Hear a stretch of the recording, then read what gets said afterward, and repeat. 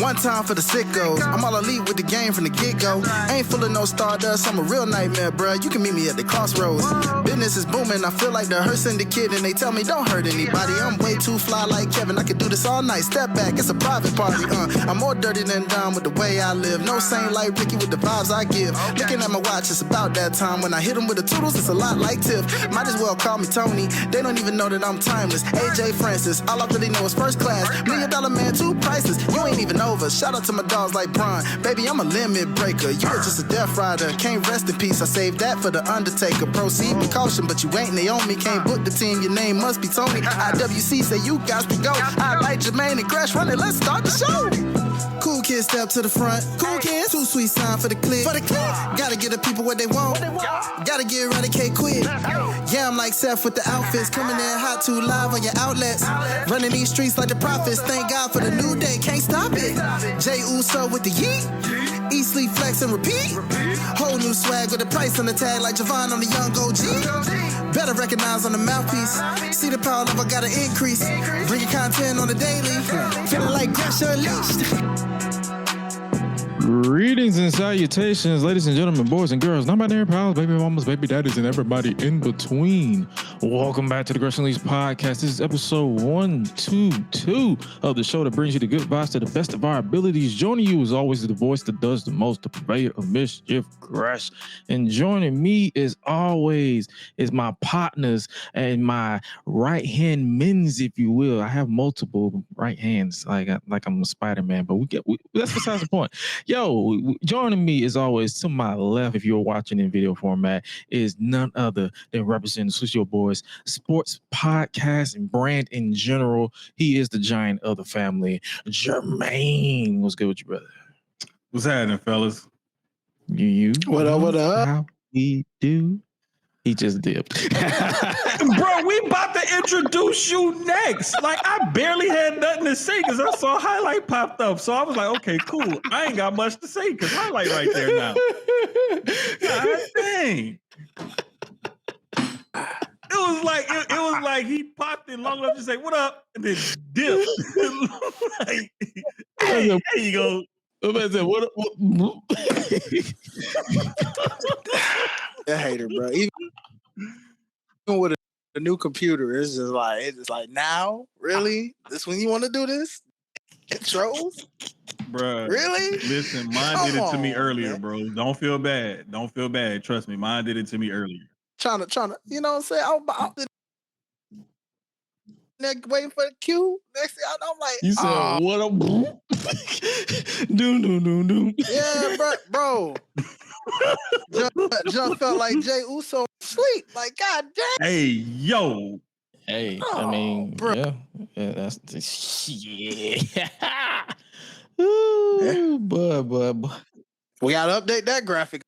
All I gotta do is just have him eating some more. That's all. Just gotta lose that world title though. So I'll update it next week. So we're good. I said I was like I didn't even get mad at that result. I ain't even gonna hold you. I was just like, I'm surprised it was this long. You saw how long it took him to lose that Intercontinental title. That's why I was like, I'm surprised he kept it a month. Say, man, sometimes it be like that though. Like, but because it's really about the chase and it's not about the title run. And then it's about that moment of winning the title, especially if it's at a big event. So a lot of the times people be getting mad about stuff like this. And it's like, you know, him chasing it and the build up and then that moment and everything, that was the biggest thing. Right. And for sure. It is. Shout out to is. that Raw recap because Sam Roberts was literally saying, hey, Jay, go take a break. Go take a little hiatus for a minute. You know, be with the family, do this and that. You know, since in kayfabe, he's kind of, beat up a little bit. Come back and then get your mind refocused to go chase. And people forget The Rock in his prime didn't hold the title that long. Hey, Mankind won the title. Triple H almost every second. Mankind held the WWF title, his first WWF title, 20 days. Bruh, and listen, the Iron Sheik, when they wanted to get it off of Bob Backlund, and put it on Hogan. Mm-hmm. I want to say the Sheik had it for a little over a month. It wasn't even close to 2 months. I want to say he beat Backlund in like November, December, then dropped it to Hogan like January, February. Yep. So like we see transitional champions all the time. And it used to hot potato back and forth a lot more back in the day. You know what I'm saying? So like this is something new. Like, so why people be acting so surprised? Dramatic, you know. Most of these people should. I thought I was the theater kid. Most of these niggas should be in theater. All this dramatics and acting shit. Go hit up Tyler Perry. He'll hire you. Bruh, got some rants on you people today, boy. You know what I'm saying? Look, like, come on, son. But man, what we're gonna do? We're gonna get to that in just a second. We're gonna go in order about the events that went on this past weekend because we went from WWE Worlds Collide, which was WWE and AAA or AAA for those of you who don't know that is a reference to. And overall, how do we feel about this event? Because I ain't gonna hold you, I enjoyed it. I liked it. A plus. A plus highlight? I can't even I don't even know. I can't even give it a grade. Like I don't know. Like I guess I would give it an A, but I'm gonna have to watch it again. Cause I went back, I watched it live and I was kind of in and out, but I went back and watched certain parts of it again. But like, bruh, that Vikingo Chad Gable match, fire. Glad people are getting to see some of these luchadors and some of the traditions and things that they have. That fatal 4-way with Javon Evans, Laredo Kid, Ray Phoenix, and Ethan Page, fire. Fire. That six tag where the world got to see, you know, Psycho Clown, Pagano, Mr. Iguana, and all of them, fire. Like, I'm just saying, bro. Like, I see why you give it an A plus. Like, I'm bare minimum. I'm just gonna say an A because I really enjoyed the show. Let's not forget that double devil's kiss now.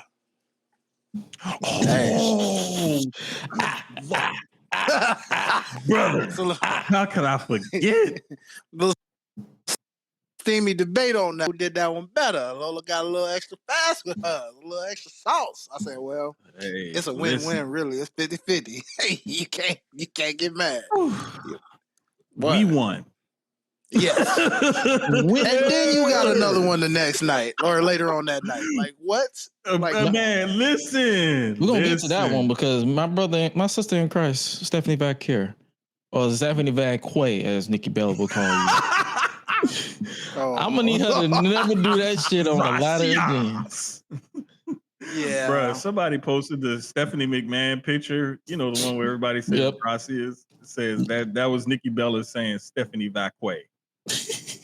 Like, girl, you supposed to be in what is she supposed to be? Puerto Rican?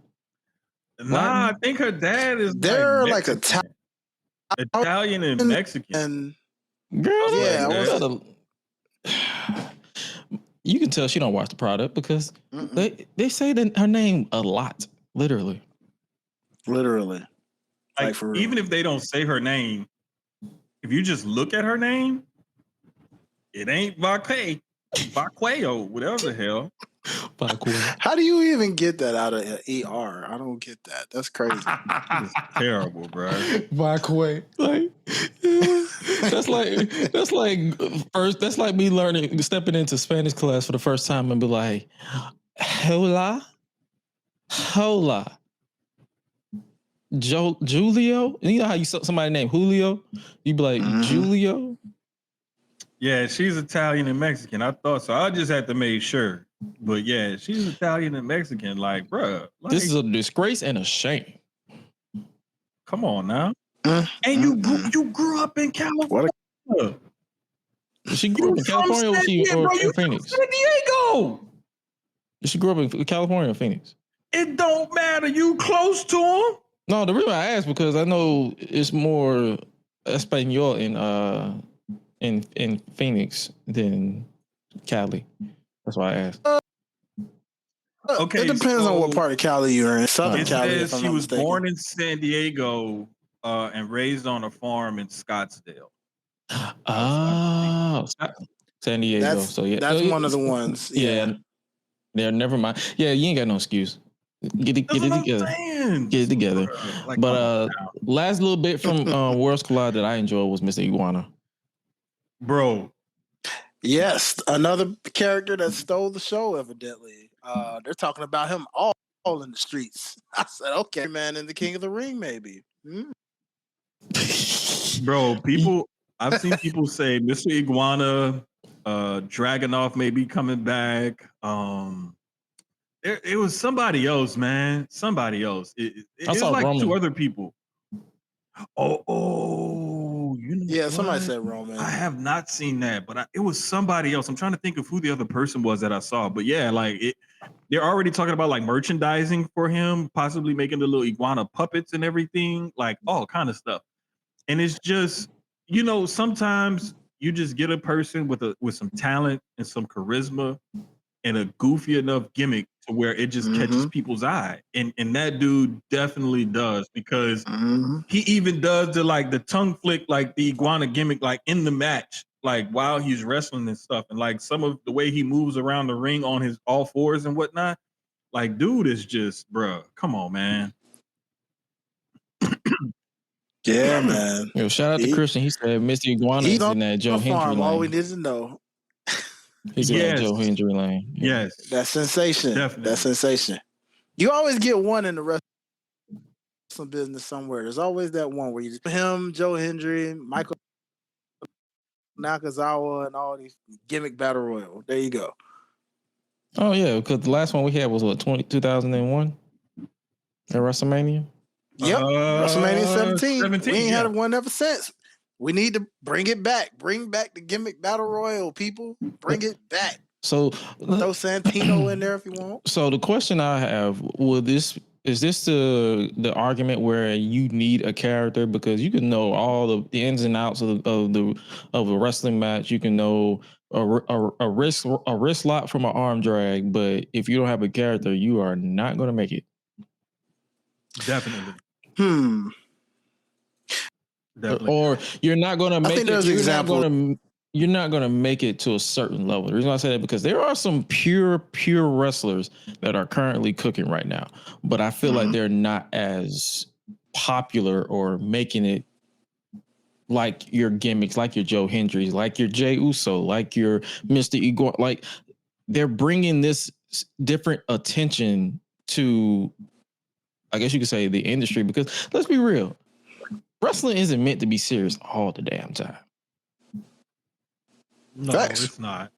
But I also say he has a charisma about himself, and the way he uses the puppet and the way he uses the gimmick and everything, and incorporates that in his, in-ring style.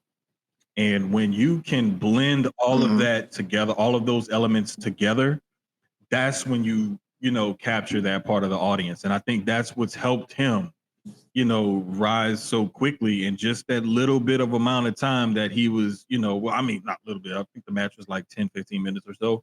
Yeah, but in that amount of time, him being on screen and whatnot, he really captures the public. He captured the public's imagination. And they were introduced to this guy because hardly anybody watches Triple I in the States. And like I'll be honest, like I only watch when there's Triple Mania.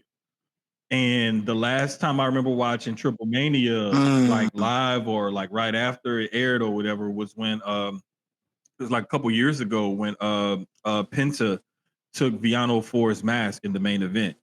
And a mask versus mask match is huge in Lucha Libre.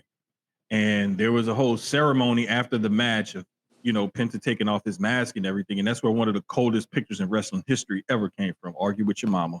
I don't care what you say. That is the coldest picture in wrestling history. I don't even know what they would argue, because I know exactly what picture you're talking about. Yeah. And I just love the fact that we're getting introduced to these guys, and that some of them are having immediate impact on the new crowd that they're being introduced to. Word. Speaking of impact, shout out to Jeremy Borash for being the producer, top to bottom, for Worlds Collide because you can feel that aesthetic, in my opinion. He did a great job of blending the Lucha Libre style that the guys from AAA had, and also blending it with the WWE style. That picture is crazy. Every time I see that picture, he looks insane. But it just goes to show you that some people just have an insane grasp on the wrestling industry, and they know how to produce wrestling television and make it appealing to a broader audience. And Jeremy definitely has that down pat with what he has going on. And in the way he produced that show, kudos to him. Oh, for sure. So, but yeah, overall, I enjoyed Worlds Collide. Hopefully, it's still on demand. Like, how do we feel about Conan on commentary? Because I saw some reactions on Conan.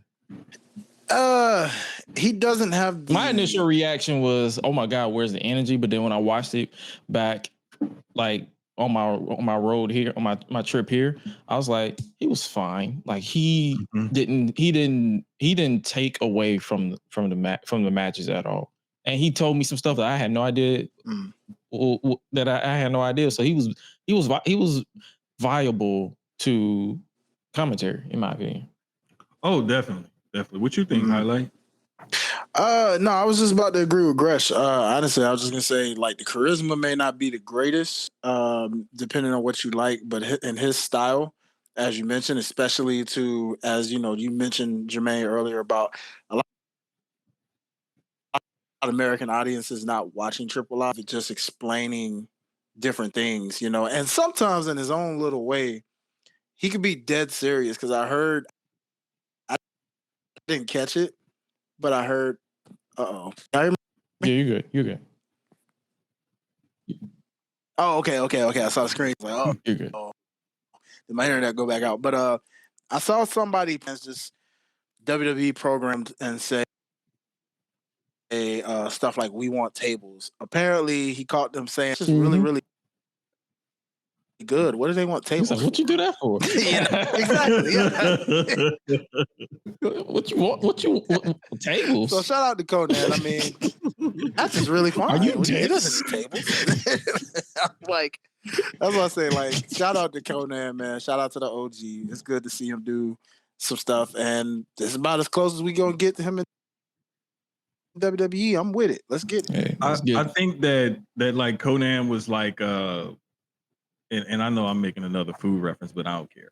It's like when you cooking something and you taste it and it's like, damn, it's missing something. And then you add that one or two little things or whatever, and you're like, okay, now it's right.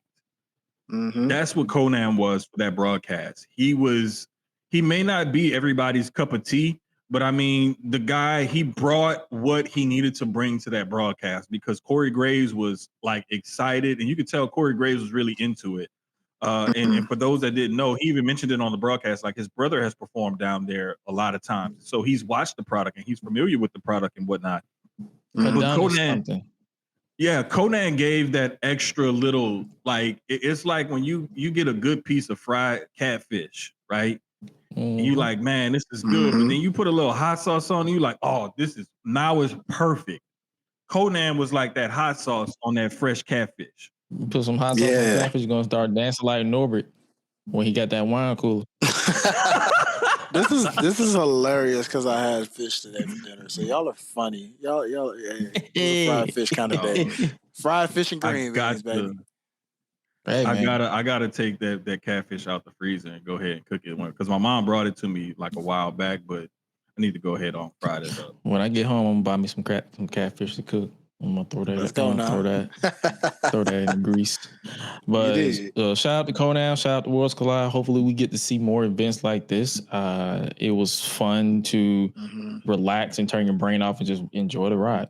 And speaking of OGs, we had an OG return at Money in the Bank, named the one and only Ron Killings R-Truth. How we feeling about that? Bruh, I jumped up. I'm not gonna lie. I jumped.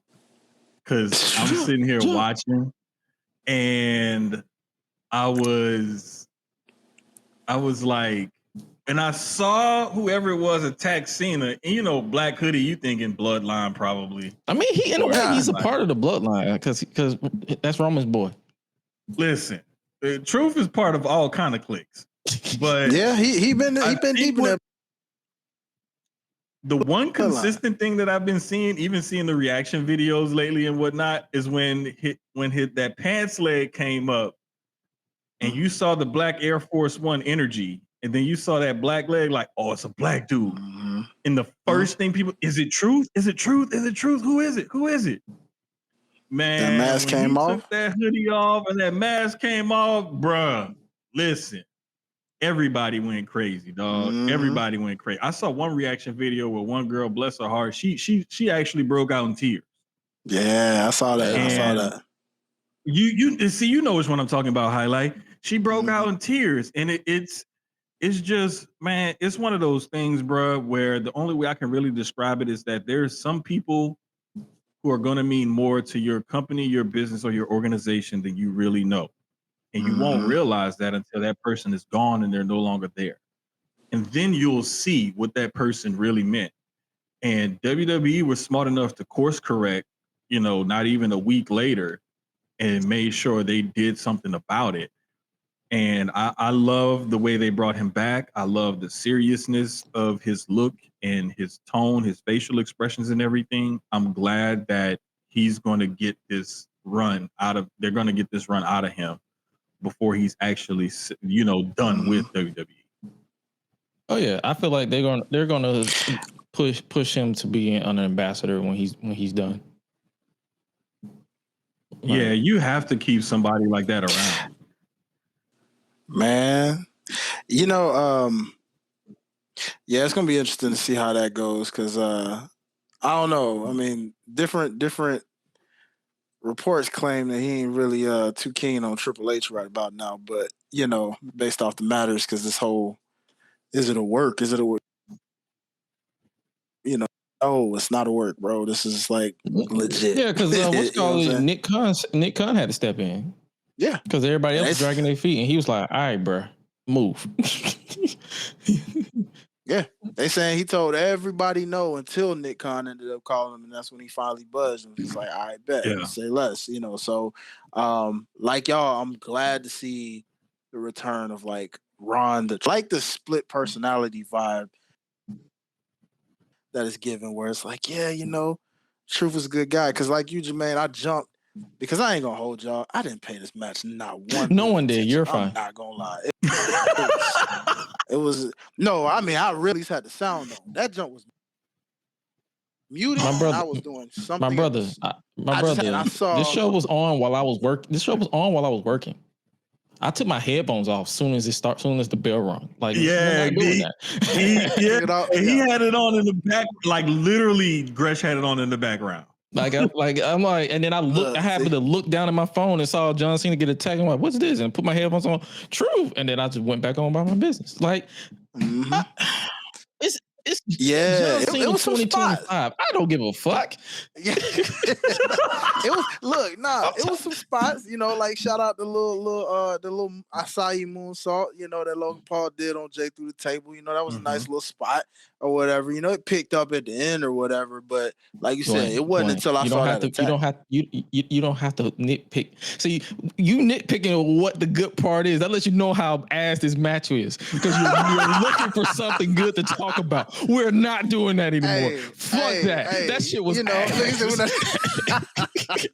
Hold up. This is where I take Highlight side because I'm gonna be honest, like they did some stuff in this match. Like they teased the little disagreement between Logan Paul and John Cena real good.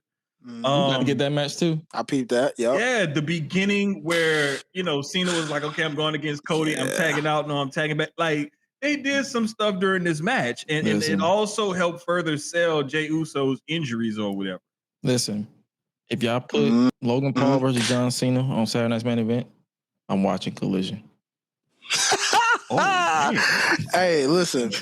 Well, that's if it ain't 4 hours mixed in with Dynamite, sir. You know, that's what it's gonna be tomorrow night. 4-hour show. You might not even be able to do that. Listen, let me tell you something. I forgot it was gonna be that long of a show because last week we started, finished, and ended Susio Sports. I packed up my station, went back in my bedroom and everything, was laying down, and it was still on. I'm trying to catch shout out to I think it's Wrestling Round, Brian H. Waters and the guys over there. Like I'm trying to catch the end of their pod or whatever. And I got that on my iPad and I turned on, I'm like, damn, it's still on. I thought it was 3 hours. And I was like, no, I forgot they said it was gonna be a 4-hour show. Mm-hmm. They said, hey, we did it. It was so unnice, we're gonna do it twice. Brother. Like, bruh. But I will say this. I was watching this match because I had semi sort of, I'm gonna say about 37.5% convinced myself that the Money in the Bank winner was gonna try to cash in, or was gonna make an appearance, or a pump fake or something. And they hooked me because the match was over, and then you get Cody and Jey in the ring by themselves and stuff like that. And then like when it switched over to the post show, like they're still, so I'm thinking, okay, something still could happen because we've seen them do further storylines and stuff like that after things go off air on social media and things like that. They got me, and I was locked in because I thought it might be a cash-in moment, but it wasn't. So it was cool. I'm kind of glad they didn't do that. What it is. I'm kind of glad they didn't go back to back cash in on the same night. I expected it. I'm like, it's going to happen. I convinced myself it's going to happen, but I'm kind of glad it didn't because switch it up. Even though, and speaking of switching up, Naomi is Miss Money in the Bank. Brother. I jumped on that one too. I jumped up on that one. First black woman. Yeah, I jumped. First black woman. We only have 2 black winners. Biggie and Naomi. That's crazy. Dang, you right, bro. Because Biggie is the only black person to win the Money in the Bank. That's wow, that's sad. That's great. But listen, because Bianca never been in Money in the Bank. Nah, she ain't never had to. No, she was always world champion. Yeah, like the crazy thing was, bro. Wow. I wanted Naomi to win, and I thought that she was the right pick as well. And it's like, it's not oftentimes where your heart and your logic lines up and has the same decision being made. And I wanted her to win because, of course, I'm rooting for everybody black. And I love Naomi. Like, I've loved Naomi since, like, I first saw her with the Funkadactyls or whatever. Like, I just always thought she had a presence on screen and whatnot, even back then when she wasn't even saying or doing much. So, like, I've been watching this young lady, since, the beginning of her career or whatever. And the character work that she's doing right now, like, I said it before, I say it again, I'm doubling down. That is the best character in wrestling right now. And if you don't believe me, argue with me all you want because I will kill you. That's the best character in wrestling right now. Oh, yeah. Fandom aside, if you look at like the dedication she's putting into it, because she's like, I'm determined to shake the cobwebs of this nice glow Naomi, and I'm going to go all in. And this whole split personality, or not split personality, like bipolar or borderline lunacy type of obsessive character that she's been cooking with, has been convincing. Like, even from the crying on cue to the going from laughing straight to anger, like, it's subtle, but it's perfect. Bruh, the makeup, the facial expressions. Go for it. Before Jermaine went on right there, I was just gonna say, it's crazy about the post show when Big E had that emotional moment with her. Just sharing how, you forget, as you mentioned, like, following they came up together, and so, like, for him to acknowledge that, like, yo, and when you were this and that, and to see how you've grown, and he even acknowledged, like, when you left through what you went through there, and then you came back to be what you are right now. Like, you could see her getting emotional, and then as the fans in the background are trying to, like, cheer that on, she flipped the switch that quick and was like, shut it up. Not talk to me that way. Bruh. Big E the only one that I was like, bruh. Like the thing that I love that part, bruh, because it was a real ass moment. And you could see like Big E was getting to her. And you could even see when she flipped that switch from I'm emotional to I'm back in character. Because like she sat there, she put her hands over her face, she got emotional for a second, and then she like closed her eyes or whatever. And then they were saying, you deserve it, you deserve it. And when she turned around, brother, shut y'all asses up. We've been raised by black women. We've seen that look before. We've all gotten in trouble by mama, grandmama, auntie, older cousin, or something. We've seen that black mama look before. She had that black mama look on her face when she turned around to that crowd and got right back in the character. She said, shut your ass up. Y'all ain't finna cheer for me. Y'all the one of them saying I was born all this time, and now y'all want to show love for me because I won the money in the bank. Man, fuck y'all. Bro, listen. I don't remember her on stage at Wale Mania in Vegas. She stayed in character the entire time. She kind of went off script a slight bit, but for the most part, she stayed in character. And to me, this kind of like single black female like type of character, the almost like psychotic bipolar type of, you know, go from crying to laughing, even her makeup and everything, like the darkness around her eyes and the way she has it like flared out underneath her eyes and whatnot, like everything, the entrance song, the entrance, the Titantron, the graphics, her gear, everything is clicking. Her work in the ring is even more heelish. Like, like I said, bro, best character in wrestling right now. Argue with your mama. Hey, to add to that real quick before we move on, now that she's Miss Money in the Bank, I want to see the caution tape go around the briefcase. Yes. You know how they like to decorate it. Yes. I think it's gonna be crazy. Caution, it's gonna be glow in the dark caution tape. It's gonna be glow in the dark caution tape. Ooh. I think that just like that jacket she had on when she came to the ring, the briefcase gonna look something like that. Oh yeah, she was talking big shit at Wale Mania. Like we was standing there like, bro, I don't think we moved very much during while she was out there at Wale Mania. We just stood and watched because she was on fire. Speaking of fire, Seth Rollins is Mr. Money in the Bank. Oh Lord. I told y'all niggas. Y'all thought I was playing. I can't play the video, so I'm just saying. It was so obvious, though. I get it. It was so obvious that he was going to win because they made it too obvious. I'm like, they made it obvious, but it wasn't. Unleash yourself, my brother. How do you feel about this victory? I mean, you know, now I know y'all got on me in the chat, you know, who I picked. But I mean, if you go off reactions, I mean, I'm dead serious now. If you go off reactions, the guy I picked got that reaction.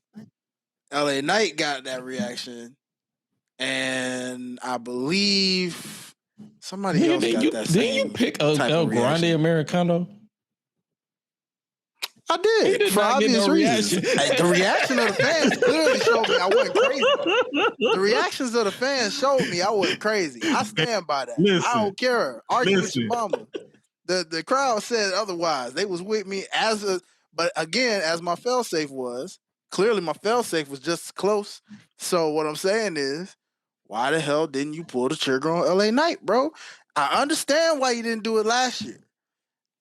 I really don't get why he ain't do it the first year, because all due respect to Damian Priest, has he kept that momentum from then? Say, man, listen.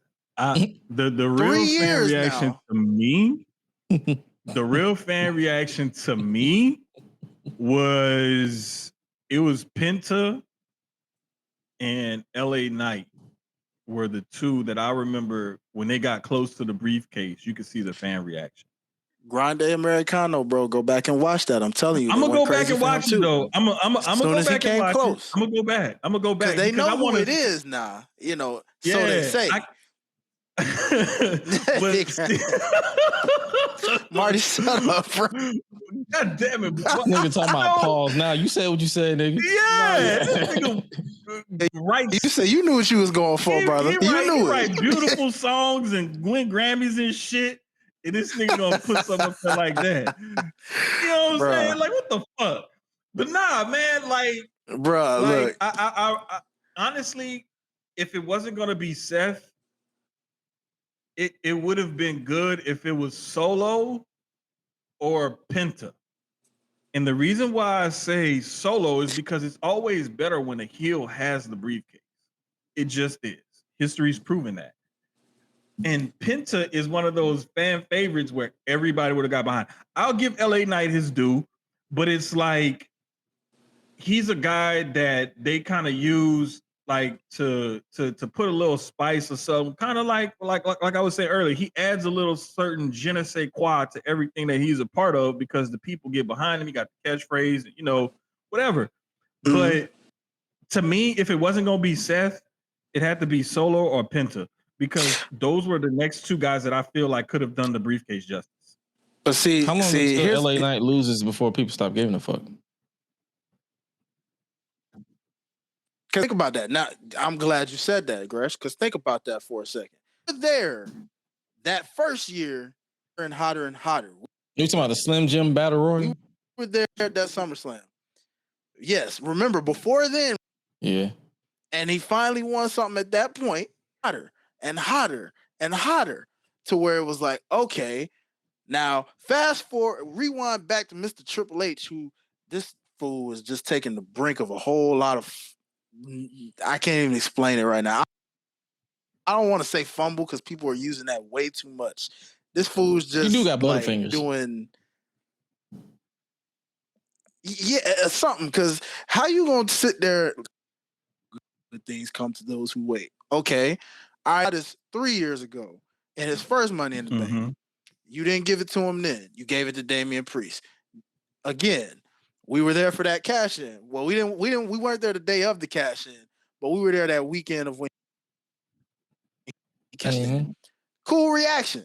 Had that been LA Knight, do you think that pop would have been a lot louder than Damian Priest's pop was on Drew? Yeah. My point exactly. Based off the momentum that he still has now, even after failing multiple times since then, he clearly has carried his momentum a lot better than Damian Priest has, because he has been up and down with fans giving a care about him. Honestly, if it wasn't for this feud that he had with Drew, I don't even know if they would care about him as much right against Jacob. Okay, well, that might not happen. Well, that Jacob feud might not happen since he don't turn. It's, you know, sometimes baby faces still go at it competitively. We'll see. You know, because we know Solo coming for his revenge. But real quick. So last year I understood why you didn't give it to LA Knight, because Roman still had the title hostage on his end. And I believe Gunther just won the World Heavyweight title, and we know how long his reigns be. So I get it. No matter who won that one last year out of the men, they was pretty much stuck either way it went. So they had to do what they had to do last year. We understood that. This year, Seth don't need this Money in the Bank, and everybody knows that. That man can get a title shot any goddamn time he wants. He's been champion 10 times over. He can get it anytime he wants, even with his little henchman. Okay? Well, his bronze and black. You know, whatever. The Bronze Stars. You know, you're the dream team. Well, we're the mean team, wussy, man. With some meat. But like, hey. Yeah. But I do agree with the Solo point, because supposedly there was going to be Naomi and Solo, which I didn't see the little interaction on SmackDown when they called back the whole Evolution. So being dumb to realize, like, how you gonna talk about Jacob not knowing, listening to you the whole time? So I should have been like, oh, well, that was obvious. He ain't winning this, because I really this for real. Let's go. And then all of a sudden I see him grab that leg. I'm like, uh-oh. So yeah, I mean, but Penta, we knew it was too soon for Penta. You feel me? And a Grande Americano would have just been one of those, as Jermaine put in that meme, chaos. You know, I'd have been cool with it. I'd have been cool we with got it. That's chaos 24 hours later.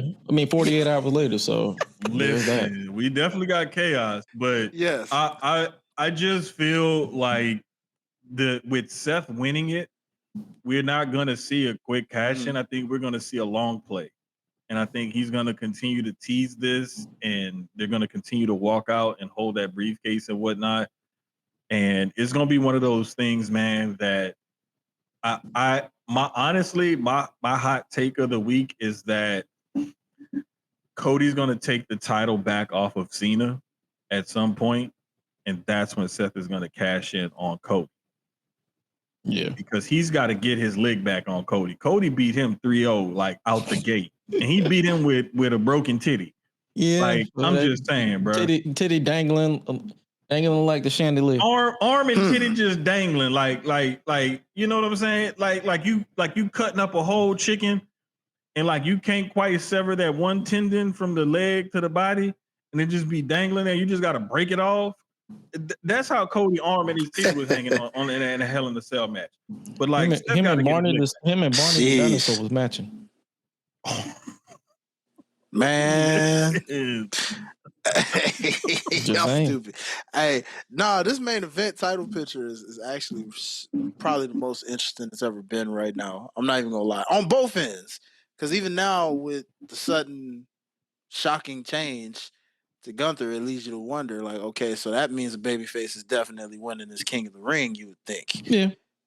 And you're like, okay. And then the Ron Killing situation is interesting because now you're like, he's getting hot with the fans real fast. And if this is the Ron Killings I know, then he finna remind some people, hey, I'm a former world heavyweight champion my darn self.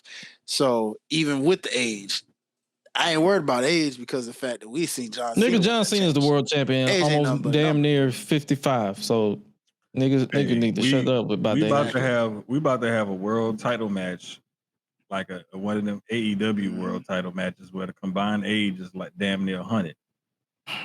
Cause Cena like 48 and Punk like 46. Yep. So I'm just saying. You can't say nothing about age, brother. At all. And last tidbit from Money in the Bank, Becky Lynch is the women's Intercontinental Champion.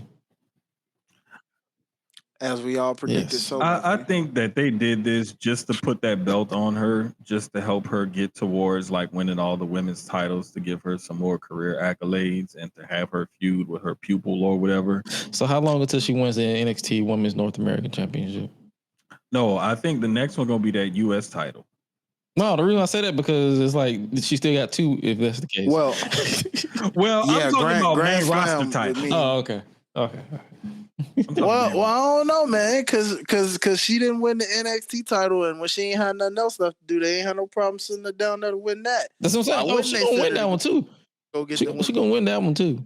She gonna win the. Matter of fact, she gonna go to TNA and win the Knockouts title. And she gonna go to. Matter of fact, she gonna go to AAA and win whatever women's titles they got out there. Say, bro.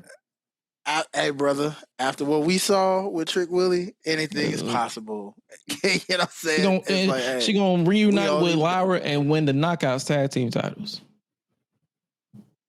Man, look at this. See, now, these two, their chemistry is just undeniable in ring, man. The way they, I know, Marty. I know how we feel about Becky Becky, Hurst, but we're gonna give her some flowers in this aspect.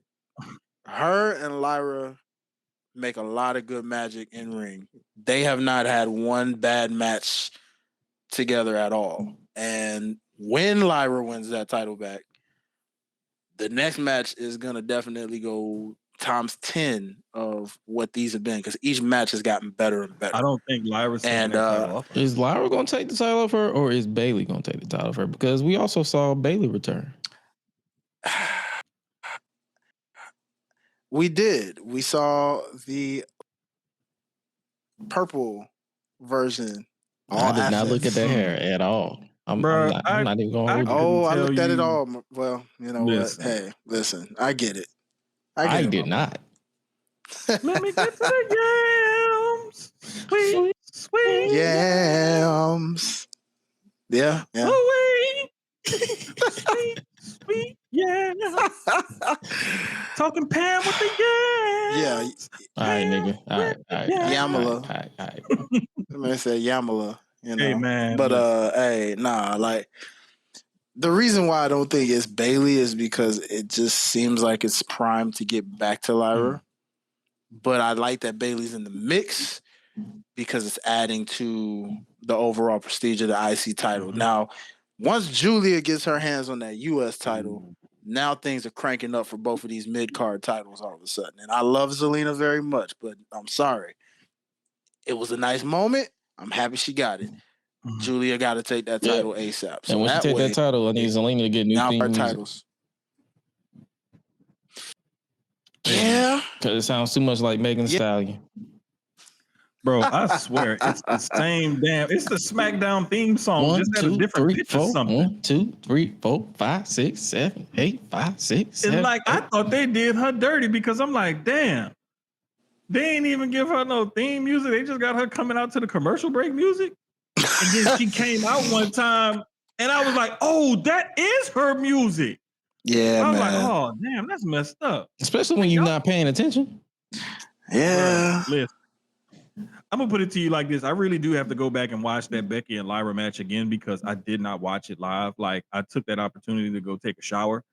I kept it on, and like I like from my shower to my bedroom where the TV is, I can kind of see it. And I could have left the volume where it was. I actually turned the volume up so I can hear while I was in the shower. Okay, I could have just muted it or closed the bathroom door like I normally do. I actually left the door open so I could see, and I turned the volume up so I can hear it. So I at least paid some attention to it. Shit. Give me some credit, damn it. Oh my. Give me some credit. That boy put some feeling. He said, hey, nigga. Hey, he's like, hey, I gave it 5%, motherfucker. I could have gave it 2. I could have gave it 2, shit. I'd be like, I cracked the door. I turned the volume up. I could have gave it 2. Slipped on the floor. I could have gave it 2 and not 2 shits. Yeah, you know, you be looking at your phone and the battery turned red because it's like damn near dead. Like it wasn't that. It was like right before it's about to turn red. Like that's my attention span on that match. Like I paid some attention to it, but it was the way she wanted, you know, kind of slick style, holding the tights or whatever, and over the topness that she did. And I'm glad Lyra got her moment after the match. Mm-hmm. Oh yeah, when she took her down. So took her down. So yeah, Becky, Women's Intercontinental Champion. I'm gonna let y'all cook and see what y'all do with it. Hopefully, it's worth it. But what hopefully was also worth it is CM Punk, John Cena, official for Night of Champions, and I'm seeing the backlash. The controversy. The man that said he would never go to the place. Did he say he never would go, or are people just using him going at the Miz as a zinger? I don't know. I don't keep up with a lot of that shit. Me either, but Jermaine, you did say he mentioned it in an interview. Yeah, he right? did, and I want to say somebody had posted it live or posted the caption of it earlier. It was an IG live where he mentioned it. I really think, like, you know, CM Punk is one of those people. He's gonna talk his shit and he's gonna make his political stances and whatnot. But that man ain't gonna let nothing stand in the way of a check. I'm sorry. And I, you know what? To be honest with you, I don't even blame him, because a lot of people like to be self-righteous and they like to put themselves on pedestals and they like to call other people out. But if you were in that same situation, you would probably do the same thing too. It's a lot of times people have their morality and their high horses and their soapboxes that they like to stand on. But if somebody put a figure in front of you, you're gonna fold. You're gonna fold. I mean, he did say day one, I'm not here to make friends. I'm here as soon to as I saw make the IG money. live where he said, "I don't hate Saudi Arabia. I just never been. I already knew." Bro, that's what I'm saying. That's the one that made me be like, yeah, he going. Yeah, I'm like, yeah, he going. He gonna go. And the moment the Saudi Arabians are chanting that man's name, much like everybody else around the world, he'll come back. They're doing the Royal Rumble in January. There. So, yes. And a future WrestleMania. So 2027. Likely. Bro, yeah. I just, the whole, like, there's a lot. And shout out to our listeners in Saudi Arabia as well. I'm seeing a lot of y'all listening to us over there. Bro, when you sent us that shit in the chat, I was like, damn, we got people over there listening to it. Like, that shit crazy. Oh, I forgot about that.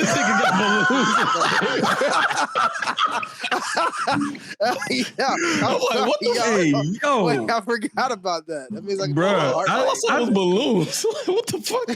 I was like, wait. Yeah, you know, it's just a little. It's highlight birthday or something. Yeah, like we didn't know. Like, ain't nobody told me. It ain't December, people. It ain't December balloons yet. on my page.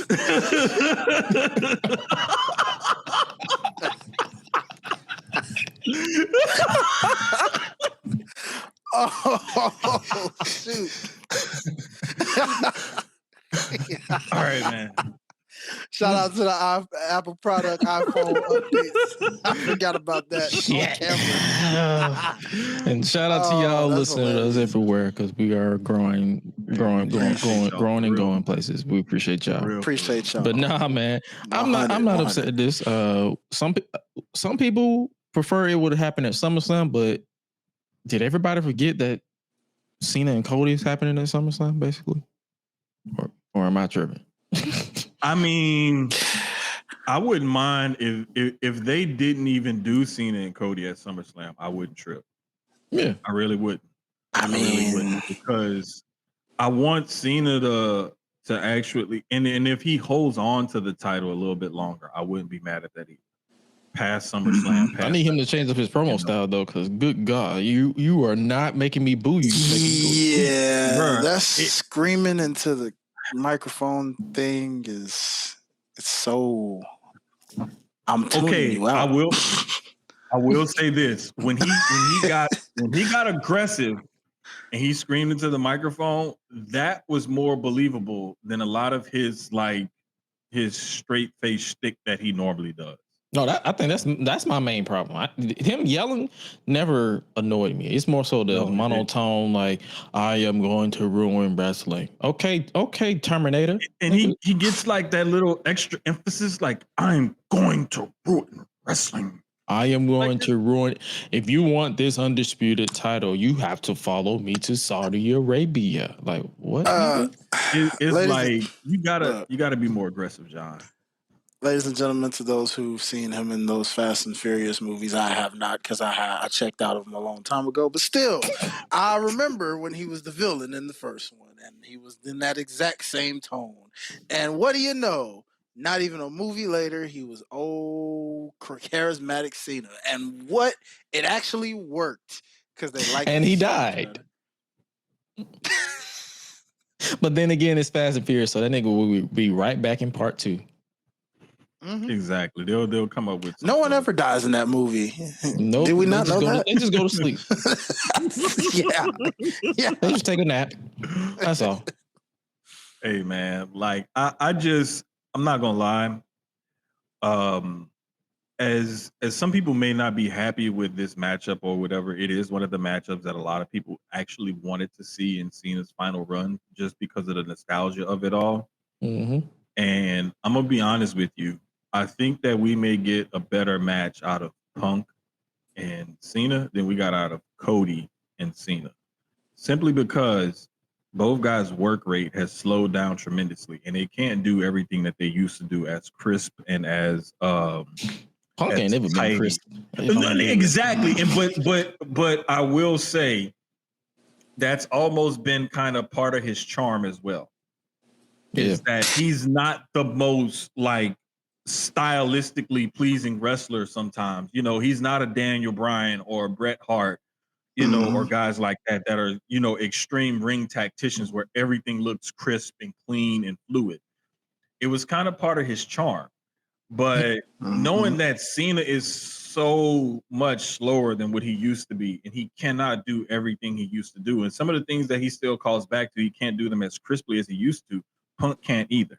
And I think both guys are smart enough to know to work within their limitations. Like you saw it in that exchange that they had, an Elimination Chamber. And somebody posted it on Twitter where they called back a spot that they did like almost 15 years prior. And the spot looked exactly the same. It was just a tad bit slower. I will say, before moving on, this thought just came across my head as I was hearing you brothers talk about matchups, and this is where I really hate that we don't have him right now, and it really would have been nice to have him as an opponent. Gosh, I wish Kevin Owens was healthy right now and could wrestle. Yeah. Man, it would have been so nice to have him go against Cena. Like, I had to, bro, because I just thought about him. Was like, dang, bro, like, timing sucks when it comes like, man, it would have been so great to see them in a one-on-one situation. Like, honestly, I think that would have been them right now if he were healthy instead of him and Punk at Night of Champions. Probably. Bro, I really think that I'm gonna have to go back and watch some Kevin Owens stuff now because, like, that just I was trying to suppress that whole thought out of my head, and you just brought it back up. No, yeah. I'm sorry, brother. That is depressing. Just like it's depressing for these Jey Uso fans because Gunther is the world heavyweight champion. Why did you do that? Why? Why did you do that? Why, Gresh? Dang, what did you had to do that for? 4 letters, 1 word. Bitch.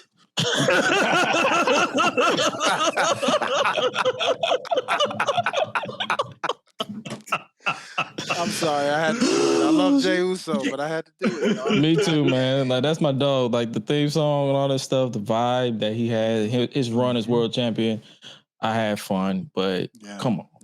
Yeah. We knew he wasn't gonna keep that title that long. Yeah. It's just funny, really, because you fans, I swear, it's like you give them this, and I feel like that ending reign was like a here nigga damn.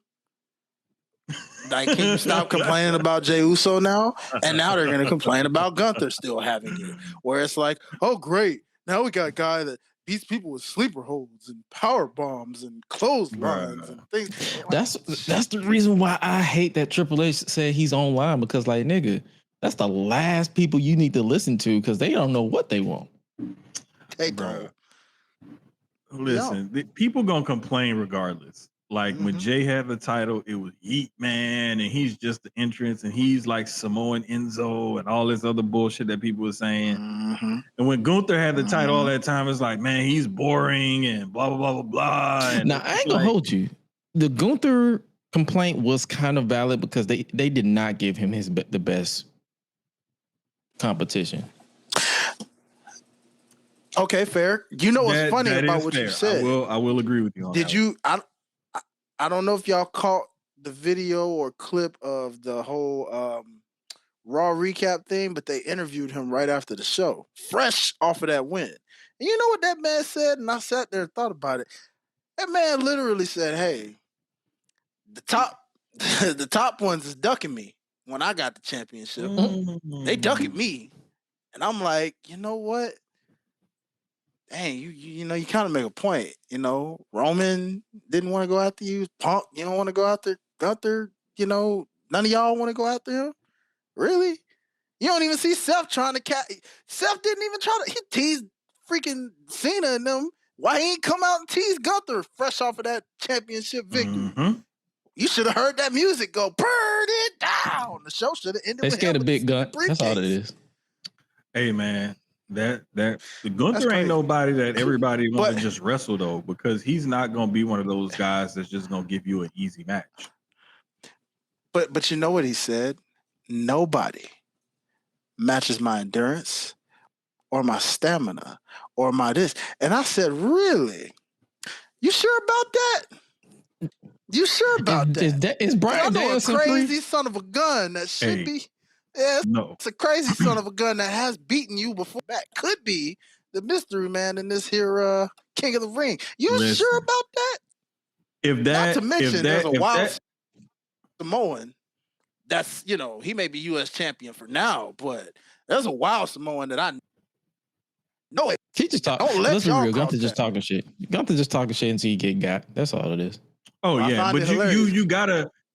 It's part of, and the other part that I thought you were going to bring up was that he said that nobody was back there to greet him and congratulate him when he got there. Everybody had left. Yes. That was the other part. But he said he loves it. Yeah. That was the thing. He told me he loves it. He's like, oh, I love that. He's like, I'm not here to make friends. I don't care. I just want to beat people up, go to my family, and I'm happy. It's heels like him. Oh, you were. He an old school throwback. Gunther could have been world champion in the 40s, 50s, 60s, 70s, or the 80s. He could have been a world champion in any era because he's a throwback heel. I feel bad for Ludwig because he said I ain't here to make friends. So he just said, fuck you. Well, listen. Technically, they were friends before. Yeah. So yeah, that nigga still on the commercial breaks for the UK feed. That nigga is not in that ring now once. The last time I saw that nigga, it was on where main he event. at? That nigga was on main event against Truth and lost. So no, we're not. They need to do something with Ludwig because Ludwig got it. Like his whole character, in-ring style, everything. Like Ludwig can really go. But I love Gunther because Gunther's a throwback, old school, I'm going to beat your ass, I'm better than you type of heel.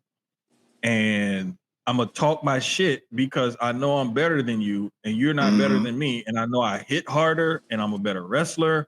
And I don't need all these gimmicks. I don't need fans. I don't need knee pads, elbow pads, tape, and all of that other bullshit that y'all be doing. I don't need none of that. I'm just going to come out here with these goddamn boots and these trunks and I'm going to beat your ass. And I love that. And look, somebody gonna have to punch this man.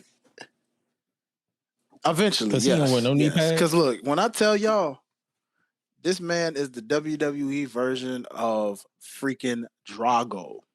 Ooh. If he dies, he dies. That is Gunther. Cold face, and if you throw in the white towel, you better. Because if you don't, Gunther's gonna kill you. If he dies, he dies. That's how he looks at it. Straight stone cold. Do you think, for as far as the King Ring, if the Mad Dragon is not the one that clear, you think Sammy's gonna be the one to take the title from him? Sammy has a Rocky feel to him.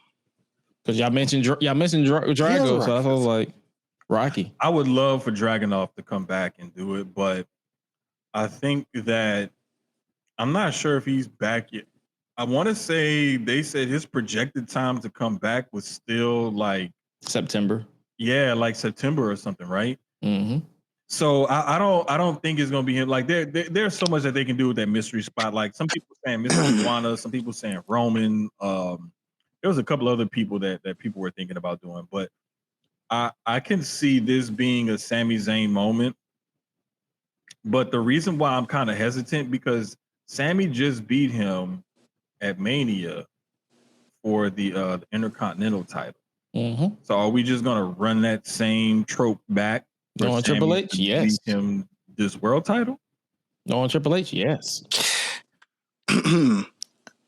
Now, I ain't gonna lie, I'm a little biased, right? Move high right now, and I got some ideas, but I need to see where he going with what he's cooking up as Ron Killings right now. But I feel like if it don't lead to that WWE title, let it lead to this World Heavyweight title real quick, just real quick, one time.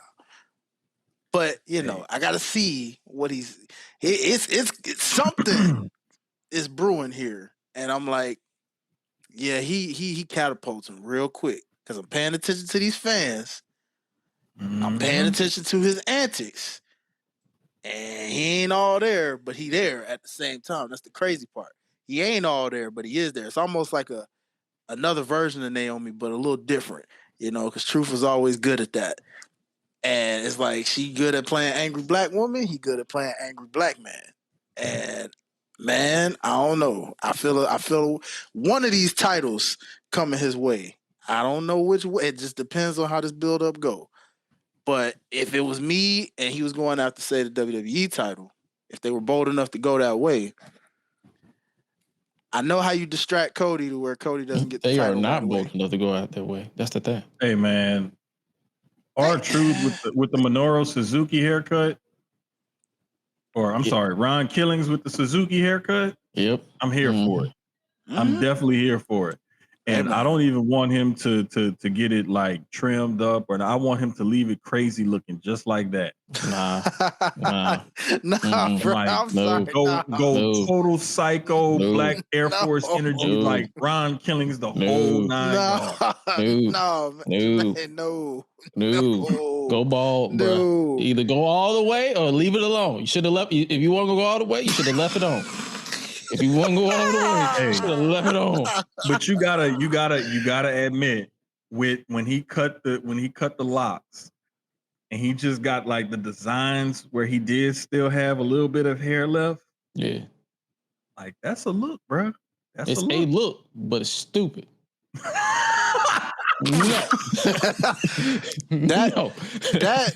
That's like asking Xavier Woods to still stick with that Rufio look of his with that half braid, half afro. Now remember when he got it permed it one year? Oh yeah. Oh, bro, yeah. I think his most the most iconic one to me is when he redid the Stevie Wonder braids. Oh my god! He got his hair braided with the beads, and he had the glasses and everything. Like when he recreated that album cover, bro, I was like, you know what? Because at first I looked at him like, why does that look so familiar? And then I saw that Stevie Wonder. I was like, I be damned. He did the Stevie Wonder braids. See, man, we could get Truth being serious with the Suzuki cut. Bruh, I'm telling you, it ain't go. He getting that fixed up. Right? Yeah, he trust me. He like no. When you see him next week, you know what this is reminding me of, brother? You remember when Kane took that mask off and y'all saw that part in his head and was like, "What the freak is that?" And then next week that jump was clean cut bald. There you go. Trust me. By next week, you gonna see a whole. That's my thing with Kane too. Like my dog, you had long hair. What was the purpose of you cutting your hair? You could have just looked crazy with long hair, bro. I think he was. I think it was something with the hairline. I think the hairline was receding, and he just finally decided to let it all go. No, it wasn't, because look at him now as Mayor. His hairline Kane, is fine now, Mr. Mayor Kane. Like his hairline is fine. Oh yeah. Okay, well, I think it was something on Untold. There's a series. I think they just wanted to go with a crazy look, and Vince was like, "Stop it right there." He's like, "Oh hell no!" Yeah, because I remember he said something about his wife was a fan of the long hair, and then when he cut it, she was not a fan. And so I just remember like it was something on that Untold special with him and Undertaker when he finally was like, "Yeah, I wanted to switch it up." Because the mask was getting stale. Man, he didn't have to touch his hair. He mentioned something about he didn't, but he mentioned going to the barber shop. I think his barber messed up his hairline, and he had to keep going. Yeah. That's why I let nobody touch my hair. That's what it was. Yeah, no, let that be a lesson to you people. Don't let unless you know this barber for sure. Don't let them touch your hair. Mm-hmm. I literally can probably count on like. I've rarely had like multiple barbers or whatever. Like it was my grandpa, my cousin. I let this one dude out where I used to live at cut my hair. And then when I moved here to Houston, I've literally only had I've gone to the same barber shop, but I've only had like maybe 2 different barbers since I moved here. And that's been 25 years. I've only had 3. Listen, and the only reason why I changed barbers is because my cousin moved and then I moved. And so it was like, well, shit, I need to find a new barber. And when I moved here, I already had a barber here because when I would come and visit my mom, I would go to that barber shop. So I already had a barber when I moved here. So it was like my barber retired and opened up a shop. Shout out to Apollo Steak. Straight up. Come on now. Yeah, I do need to go see him, but I gotta wait because I got some razor bumps in the back, man. Like when I shaved it the last time myself, like I think I went against the grain. I got some razor bumps back there and like this one little patch. And that's the only reason why I have not shaved my whole head is because this one small patch in the back of my head has razor bumps. That's it. Oh, now when I get home, I'm getting retwisted in a fade, but I'm gonna do my own fade. I don't. I still gotta find a barber that I trust because, like I said, mine's retired. So it is what it is. But yo, truth, if it's serious, like if it's run the truth killings or a tame version, because I know he's not gonna say everything he said in NWA TNA. Like that's just not happening. Nah, but this is definitely that iteration because trust me, to those who know, yeah, that was him. That was him for real. Like he about to. I'm curious on this look because once that got cut, I think he's had short hair before. This truth. When he was on the indies and then he came in and he was K Quick. Yeah. He had like the tiny braids, like tiny plaids. He had little the plaids. And that was about as short as I've ever seen his hair since like the old school, like before he started wrestling and stuff pics when he would have like the fade and all the high top and all that kind of stuff. But like, I'm just saying, like whatever he does with the hair, I don't care. I just need that furrowed, angry eyebrow look that he have when he be pissed off. I need that truth more often. And I don't even care if they turn him heel. Like, I just need to see serious Ron killing. I like how he shut up them what chance. He said, I don't start now. He said, you now. No, yeah. You think I'm a gimmick? Nah, and that's why I was just glad. I love how he was like, our truth was cool but he was too nice. I feel alive. Those key words told me like, oh yeah, you going back to where it all started. And I'm like, because 2011 was the closest we got to that, but then the little Jimmy stuff mixed it in there, and it was a little humorous mixed with it, and then that's how our truth over the years. But like trying to make you laugh, nah, he gonna be saying some stuff that's gonna hit whole truth, nothing but the truth, and yeah. And if they keep that We Want Truth chant up at the same time while he doing all this week by week by week, and the hotter and hotter that gets, they got no choice but to catapult him to a title shot somewhere. I just don't know which way they want to go with it. Honestly, I feel like everybody's safe bet is the World Heavyweight title. The reason why I feel like that, I feel like the Undisputed title, because I think it was either Cody or Seth or somebody had said it. The Undisputed title is basically the celebrity title. Like you're the face of the company type title, but if like you're just trying to like prove and you want people to put respect on your name, go for the world title. But here's how we know. Here's how we know the title that Cena had that he got from Cody, the lineage of that title and whatnot, is the title in the company. Because when you see when teams win world championships or whatever, and they give them a title, it's that WWE title that Cena had title they got with the side plates on it. It's not the title that Gunther and Jey Uso had. So that right there is enough to tell you, like, yeah, this is the title in the company. And you trace back the lineage of that title, like that title has a lineage to it that you can easily trace back. Whereas this one, they kind of born this one out of retiring the Universal title and just needing to put another title on somebody else and take it off of Roman. So that's why I say. Actually, funny thing, technically yes, but you know what's funny? That title is actually still connected to the actual big gold version for some reason. If they got the history of them on the site and they still connect that to you talking about the one that Gunther had? Which is why it kind of that's why it kind of models big gold. It's still connected to that version. So it when goes. When I first saw it and I saw the design of it, it reminds me of because I got one. I got a big gold replica, like the real replica, the one that's heavy and everything else. And like the reason why I wanted that one because as a kid, like the WWE title kept changing and stuff.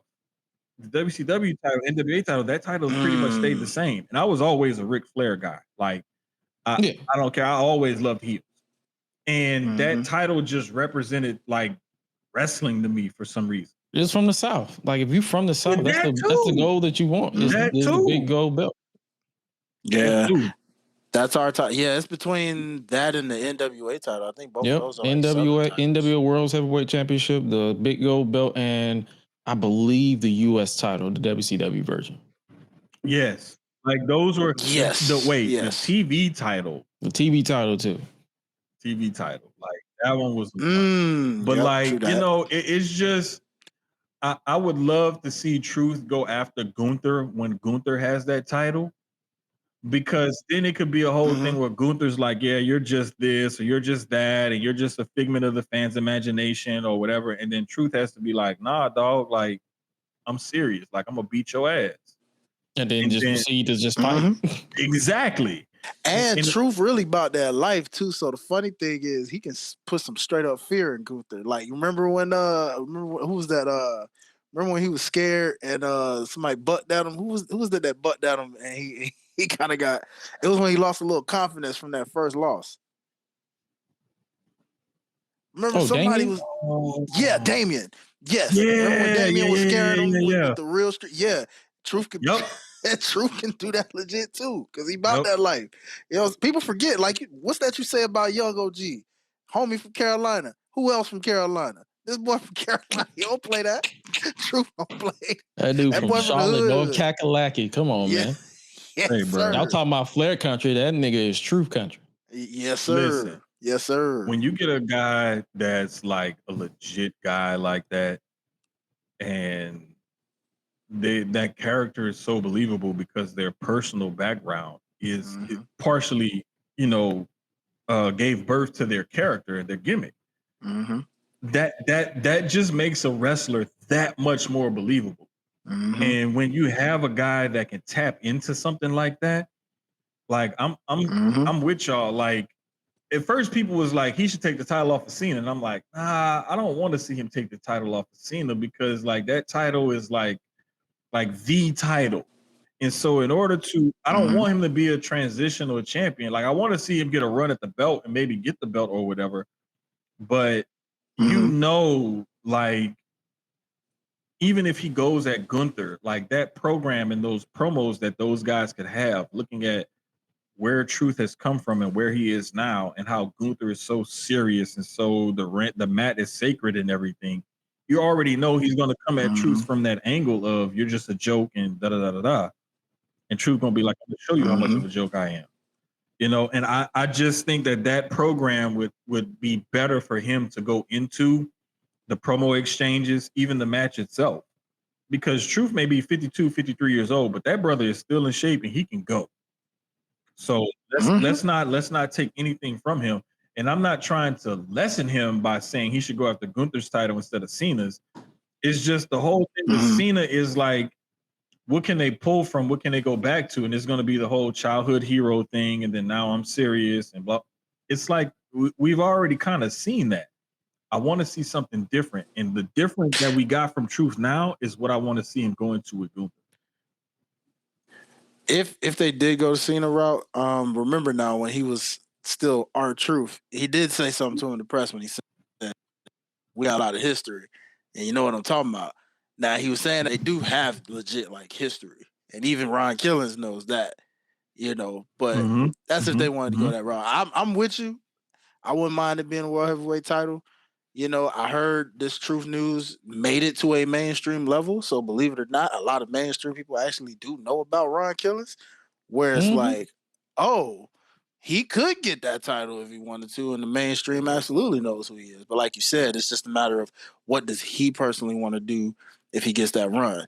Now, from when I spoke to him a while back, I asked him a question similar to that about like, hey, if you were ever presented the opportunity like on a final run to get WWE title or something like that in your career, he was just like, hey, bro, I'm just happy to get any title. But of course, that was R-Truth. That wasn't Ron Killings. So, hey, who's to say? We never know. Hey, man, I just want to see the brother get a good run. And I want to see him like totally like just kill it in this run. Facts. Because big facts. The thing is, man, with a guy like him, I just feel like he's just so good and so talented that you can't you can't put a price tag on what he brings to that locker room and whatnot. And you can't put a price tag on the kind of character that he brings and whatnot. And yeah, like Sierra's saying, he's been, around the business and everything since the early 90s and has deep connections in it. Matter of fact, he met Tupac. Speaking of what Sierra said, he used to open for Pac and them when they would come, all kinds of musical action, they would come to the Carolinas. Mm-hmm. But Truth also, like Metro reached out to Truth to do a new theme for him. And Truth was like, nah, man, ain't nothing wrong with what's up. I want to keep that. Da, da, da, da. And Metro was like, well, look here, OG, whenever you want to come back and do something, let me know. And it's like, no, like people in the industry and outside of the industry want to work with Truth because you think he'll keep what's up? I don't think so. I don't know. I don't think so. I don't know. Because Ryan Killings, if I'm not mistaken, had like a hip hop feel, but he didn't. I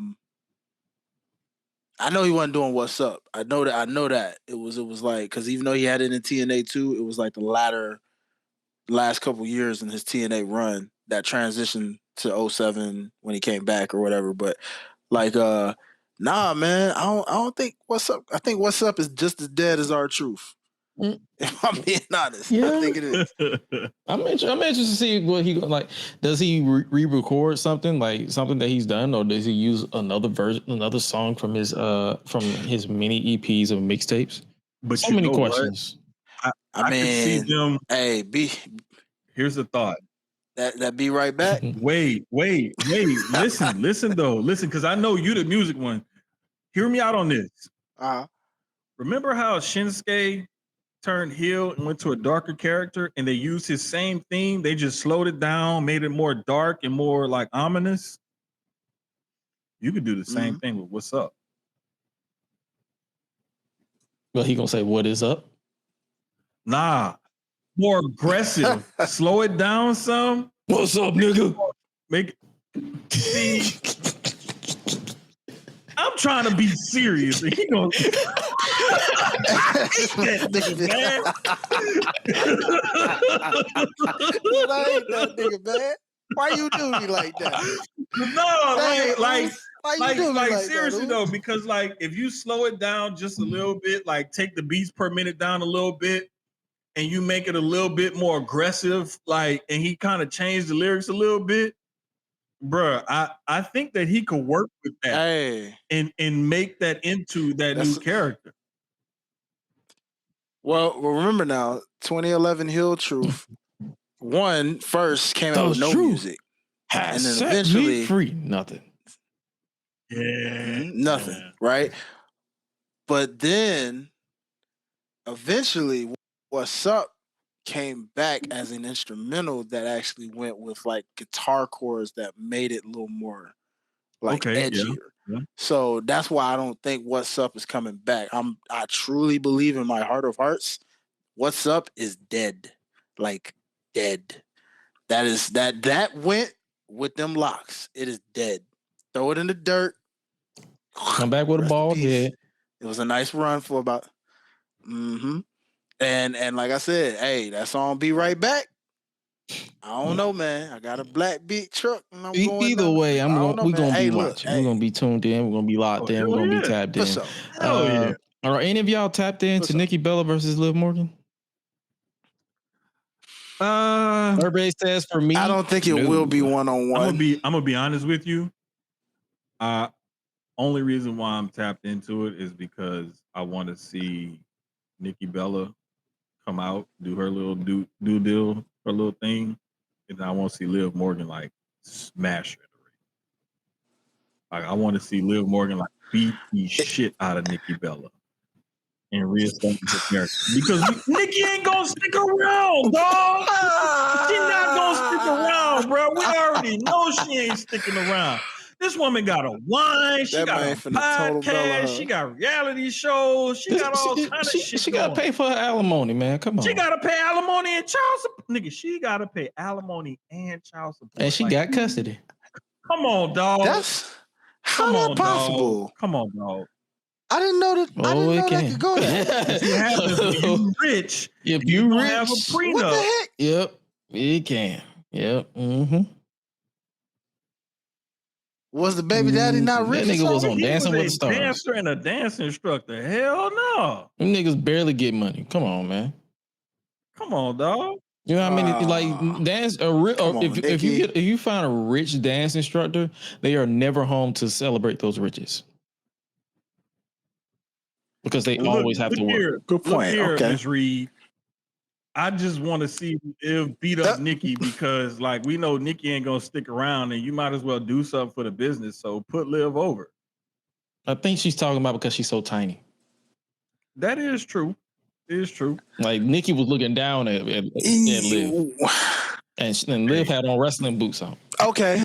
The only time I got bit by a dog, it was a little dog. I ain't never got bit by a pit bull. Yeah, because I can't say nothing because when I was on my way out of work today, did a good job at work, and I had my book bag on, and I felt my book bag pulling me back, and I thought my book bag got caught on something, and it was a little lady right behind me giving me a tip. So don't underestimate them little women.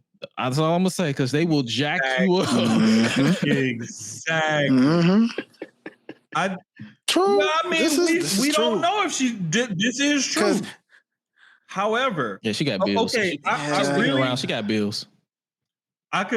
Exactly. She need the extra check. She could pick up on an extra check because they're like, look, this could pay for my child support. That way, I ain't got to touch my wine and my podcast and my TV money. She gonna get that. You think we're gonna get the Bella Twins versus Liv and Raquel? That's what it feels like. You know what? It feels more like this is a tag team. We might, but wait. But the thing is, though, is Brie has never signed anything, I don't think, with AEW. She's just made appearances, via camera with the kids or whatever when Brian was wrestling. Now that he's transitioned to, he's no longer full-time and he's like a backstage hand or whatever, like Brie has never signed anything with AEW because she's always wanted to keep that door to WWE open. So she just for her husband. That's it. I think that we could see it. I think more or less the buildup between now and then is going to be Nikki talking Brie into it, possibly to get her to come back. But I don't know, man. I see this as like she's coming back for the pay-per-view. She may have a little run up to the pay-per-view. She may stick around a couple of times, a couple appearances afterwards, and then that's going to be it. But honestly, I wouldn't be surprised if Nikki is like a one and done. Like, I'm going to do the build up to the pay-per-view. I'm going to do the pay-per-view, and then I'm out of here after that. I wouldn't be surprised. If she does stick around, that would be interesting, but I don't think so. Well, she wouldn't bother me. Yeah. No, I mean, stick around, it wouldn't bother me. It wouldn't. But Liv is working overtime over here, man, because, you going over here and picking fights with Nikki Bella, and meanwhile, you the person that's actually smart and seeing through what's going on in your own club. Where it's like, I mean, she gonna lose Dom the way she got him. You doing, Finn, and I see what you're doing. It don't matter to me. It's just, I mean, well, it's funny you say lose Dom because it ain't just her getting kicked. Somebody else getting kicked out because Finn got beef with Dom too. You did steal that man's title. I'm just saying, it's like, hey, I don't know. I think they both. Say, man, I put it to you like this here. I would not be mad if Nikki stuck around. I really wouldn't. Because of the two twins, she was the one that could actually, I thought she was the much better worker than Brie was. She is. And Nikki actually was like, good point. Nikki could go in the ring when she wanted to. And let's just be honest, she's pleasing to the eye. She's eye candy. Who don't want more eye candy that could kind of wrestle in the ring a little bit? Like, what's wrong with that in women's wrestling? Nothing at all. I'm about to say the only Listen, problem with that, my me brother. saying that, and I'm watching Laney Reed about to wrestle JC Jane or somebody or something. You heard Mariah May's new name? No, what is it? Blake Monroe. Blake Monroe. What the hell? Blake is a tribute to her niece, and Monroe is Marilyn Monroe. Okay, cool. She came up with it. I'm not changing my tune at all. I've always loved Nikki Bella. Like, trust me, she was always my favorite Bella of the two. And she did a vignette in the back. And this was before the boob job, okay? This was before she got the boob job. Frankie, she did a vignette in the tub. Frankie Monet, Lexus King. I'm just saying. All right. I'm just saying, like, I just see that she has so much going for her outside of wrestling, and she's built a whole life and a career outside of this that she just loves to come back every so often to it. And I think that's where she at right now in her life and her career. You could tell them. I don't care. I'm ready for the Bella Army. You telling the Bella? You telling the place here, buddy? Huh? You don't think she's out of her element here? All this new young crop of talent.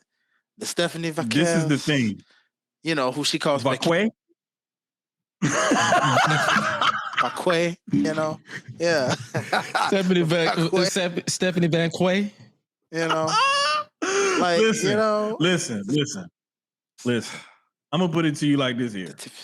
I feel like Nikki, she's not gonna disrespect the ring and everything. She's not gonna like go out there and look like some schlub that's been out for over 2 years or whatever like that. She's not gonna look like that.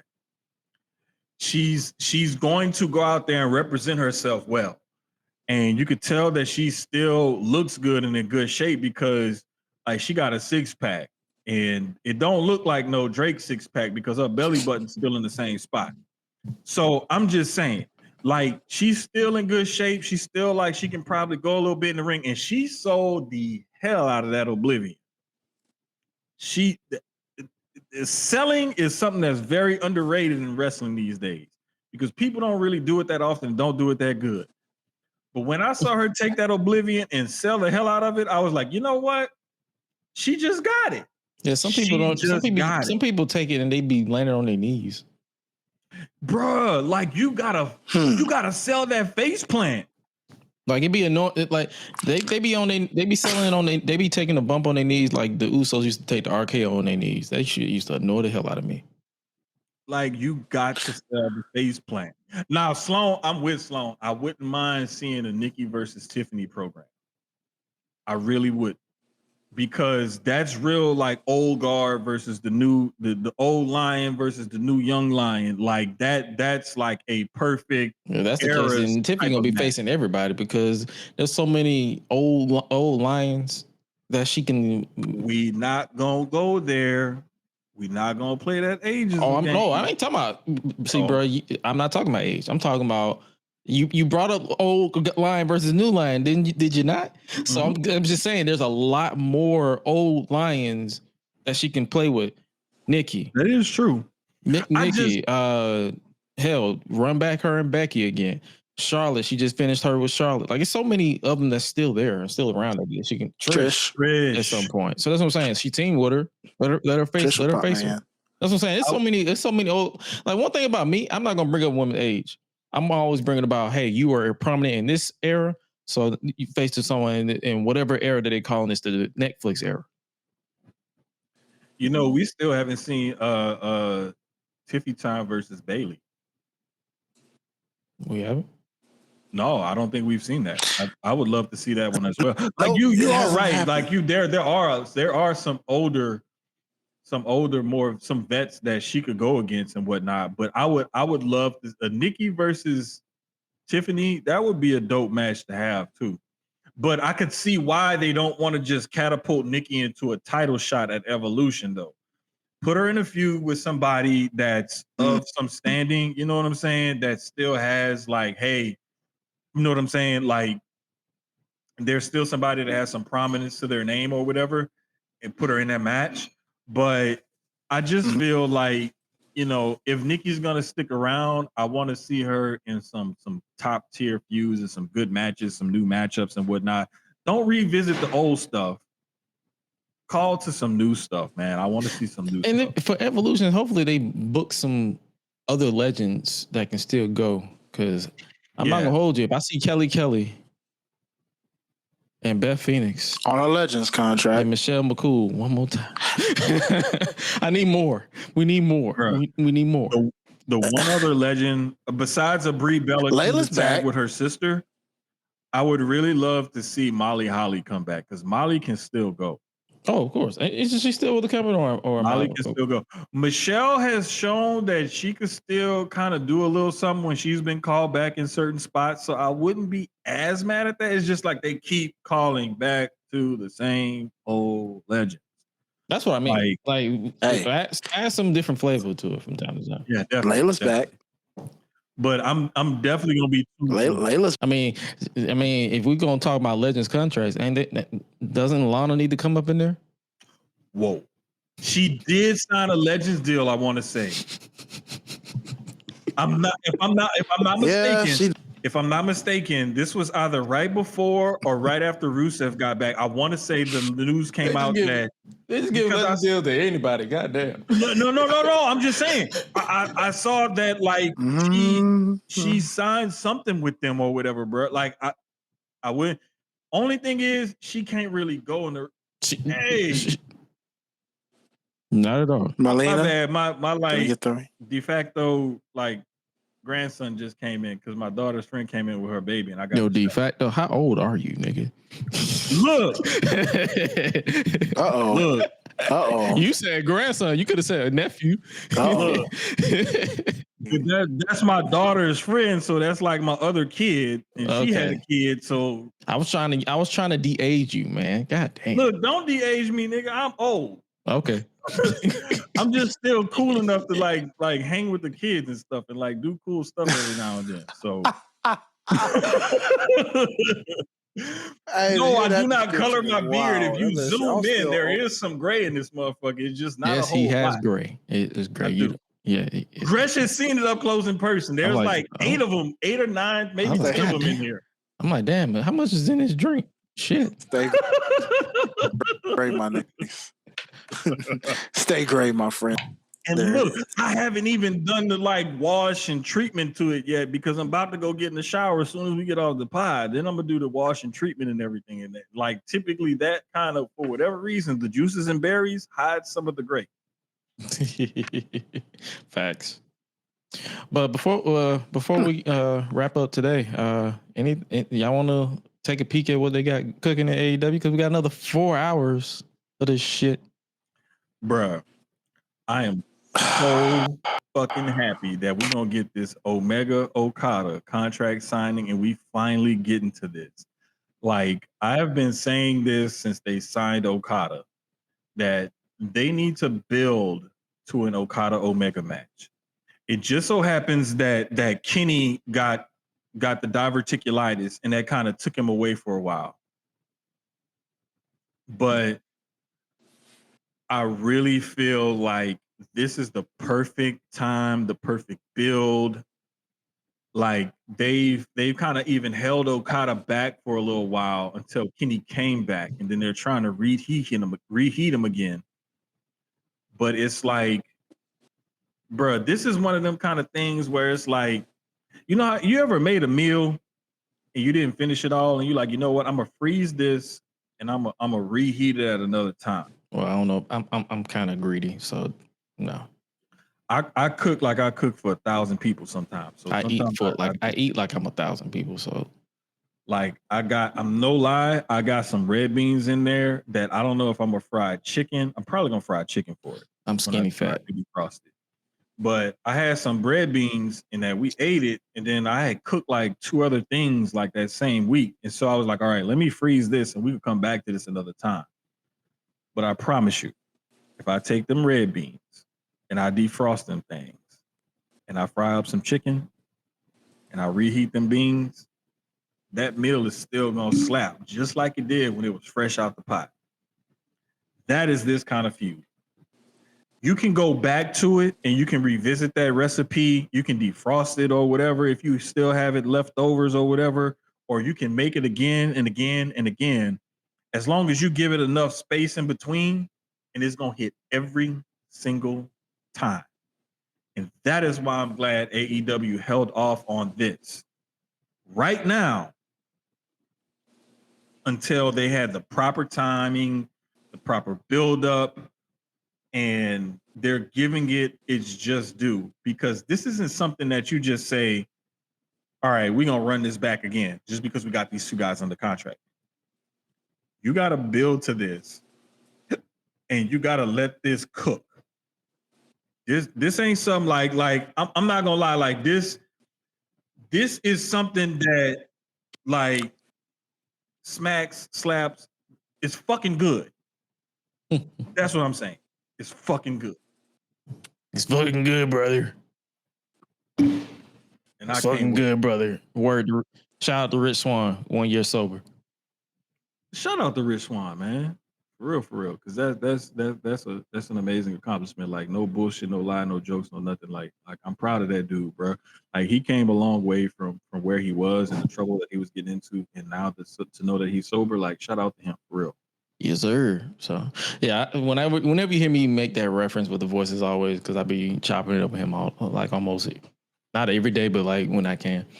So no, and I'm glad you brought that up, because I'm glad to know that like dude is doing good, because he's talented as hell.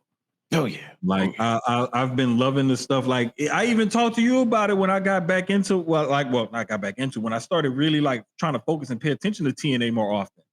And he was one of the people that always stuck out to me for what he's been doing over there. And I'm really happy for that dude. Like, for real. But I'm just like, tomorrow, AEW, that's really the main thing that I'm looking forward to, is the whole Omega Okada interaction. And outside of that, it's like, okay, whatever it is, it's gonna be. I'm gonna have it on while I'm doing the pod. Well, wait a minute. Game 3 come on tomorrow. Mm-hmm. I'm gonna be at the gym regardless, because you already know how I do. Every time I go to the gym after I get off work. So yeah, I think what I'm gonna end up doing is I'm gonna have the game on Susio Sports, but I may have to have the iPad out to keep an eye on, the Dynamite Super Show. But I'm definitely looking forward to the Okada Omega interaction. Yes, sir. And they're basically going to formally announce and sign the match and give them a whole month to build this up. And I'm glad that they're doing that, because those two guys deserve their just due. And they deserve to have this build into something meaningful. And I know that they're going to give us a killer match no matter where they're at on the card. And I can't wait for it. Oh yeah, like 4 hours is a lot, but hey man, if y'all want back-to-back pay-per-view length AEW weekly TV, go for it. Have fun. I'm gonna watch what I can. If I can't watch it all because I'm gonna be tired, I'm going to watch the rest the next day. Like, I know how I go, because I can't. Yeah, I can't keep. I can't keep doing this shit to me. I'm sorry. I'm sorry. Like, I'm not gonna take my sleep meds tomorrow night. Like, I'm not gonna. I don't need that. I'm already gonna be tired. Like, knowing me, I don't. Well, I used to take sleep meds all myself too, but then I'm like, I work too much. I'm going to sleep. No, but it's like, I got a couple interviews tomorrow. I got to bring my daughter somewhere. I got to pick her up because I got her hooked up with somebody that's gonna help her get started on her career or whatever. And like, it's just like, I know I got a lot to do tomorrow, and I know I'm gonna be tired, so I'm probably not even gonna need to take the sleep meds. But I just know, after doing the pod and watching the game at the same time and trying to keep up with AEW, like, the juice is gonna be flowing. So it's gonna be like, I'm not even gonna need to take sleep meds, because as soon as I lay down in the bed, I'm gonna crash. I know I'm gonna crash. So that's why I'm thinking I may end up just like, once I do the pod, I may just sit here in the living room and finish watching AEW. I may even go lay down, because if I lay down and I try to finish watching AEW, AEW gonna end up watching me. Yeah, buddy. Yeah, buddy. They can be like, "Are you still watching?" No. I am in a slumber. I have going to sleep. There he go with that damn voice. See, this time I was kind of ready for it. You caught me off guard, but I was still kind of ready for it. I'm just glad I didn't have nothing to drink while I was about to spit all over everything this time. That's crazy. Yes, it is. That's crazy. But what isn't crazy is as we get up out of here, we're going to bring back Song of the Week, where for those of you who don't know what that is, for those of you who haven't been tuned into the podcast, since we started, I think we did it last season, but we're going to bring it back. It's a weekly thing where, hey, if it's a certain song that you feel like that represents your current mood, it is for you. Hey, you can drop it in the chat if you want, or we'll give you our song of the week. And that's just something like, hey, this is the song you should check out, put in your playlist if you have never put in your playlist. Because for those of you who know me, I listen to new music. I listen to modern music if it's not ass. So the substitute for the ass music, which is like 95% of all music, I legitimately have like 90s, 80s, 70s, some 60s. Depending on the artist in my playlist every day, especially when I go to work and I be playing background music. 9 out of 10, it's some music that I listen to from my aunts, my uncles, my grandparents, whoever listens to music. It's definitely for them, for me now. So, but if y'all want, y'all can tune in with this. But as far as my song of the week is the song that I was listening to before I got on today's show, and that is "Love Is on the Way, Real Love" by Luther Vandross. Oh, hold up, man. Let me see. Okay. Hold up. Okay. I need to start a note page right here. Okay. I've curated what you call it on my for my Spotify is Gresh Vibes Clean, because this is the songs that I listen to when I'm at work. And sometimes, believe it or not, I don't like to hear a lot of profanity sometimes. So sometimes I like to switch to that playlist and be like, okay, let me switch it up sometimes. Like my song of the week this week, I'm not gonna lie, is it's not even a very long song, and it's by a very new artist, somebody that, like, if you really know, like my kids and stuff though, but like Therapy Session by Big X the Plug. Because bruh really like opened up and talked about like some real life shit, some deep shit on that song. And like I love the fact that he really like opened himself up. You know what I'm saying? And just like exposed himself and like was vulnerable and everything like that to his audience. So kudos to him for making that song, because like it's Men's Mental Health Awareness Month this month. Like I know a lot of people say Pride Month and whatever, but men's mental health awareness is something that like that crosses all genres, races, religions, and creeds. Listen, man. Why can't we just love good music? I'm not going through nothing, I promise. Like I'm locked in. I'm locked in on my mental music. I'm locked in on my mental health and making sure I'm straight. And sometimes the songs be sliding through, and I'm like, yo, I'm feeling that. So, hey, man, like trust me, ain't nothing going on my end. I, like if it ain't work, if it ain't money or my fitness, I don't care. Look, man, like that. Hey, real talk. I have Marty's playlist on Spotify, and sometimes I'll just hit play and let it randomize and just go. And I'm not just saying that because that's my guy, that's my brother. I love him to death, and he's won Grammys and shit. But like, oh no, some songs. A lot of his songs has made it into my vibes playlist. So yeah, trust me. Yeah, we on the same page. Like sometimes I'll go through there and be like, okay, some songs that I've missed. So I like who you got. With this joint, because just all time groups, and I don't know, man. I just started going on a groups journey, and forgot about this song, man. It kind of woke up my childhood for a second, but I had to go with Drew Hill. How Deep Is Your Love, man? Boy, Boy, that's on my playlist too. God damn. Yo, I haven't listened to that one in a minute. Hey, I was.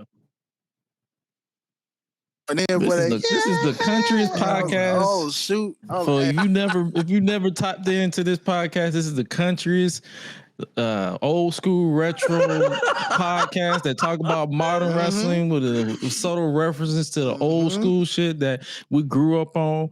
But yo, tap in every Tuesday, and that's the vibes that we are always on. So what y'all got coming on up before we get up out of here? Jermaine. Tomorrow we got Susio Sports, 8:30 Central, 9:30 Eastern, 6:30, I believe, Pacific, whatever the hell, 7:30 Mountain Time. We got a little bit of NFL, a little bit of NBA talk, and we got some other stuff we gotta talk about. Hey, what you mean? Sierra's like, are we okay? Hey, we're all good. We're good. We promise we're all good. Promise. It's just that was just the mood we were in this week. That's all. This is the vibe that I be on. Like sometimes, hey, don't be surprised if next week my song of the week is Big X the Plug. Like I switch it up every week. Man, for real though. Sometimes I be feeling like smooth jazz. Sometimes I be feeling like listen to some Hans Zimmer. Like sometimes I just want to flip it out. Like I'm gospel from time to time. Like music is in my soul. I was raised with this. Like I was born and bred in music. I came close. I was about to pick something by Sly and the Family Stone because Sly just passed away. Rest in peace, Sly. Rest in peace, Sly. I almost came close to that, but it was like I wanted to say, for men's mental health awareness, I wanted to go with Therapy Session by Big X. Yeah. So that's what's up. So make sure you guys tap into the Susio Sports tomorrow. He's gonna be talking about everything from whatever is on his mind. You gonna get that good vibe over there and highlight what you got coming up. Let's get it. So all Truth Talk did, man, DJ and was like, and it turned because it was just like, yo,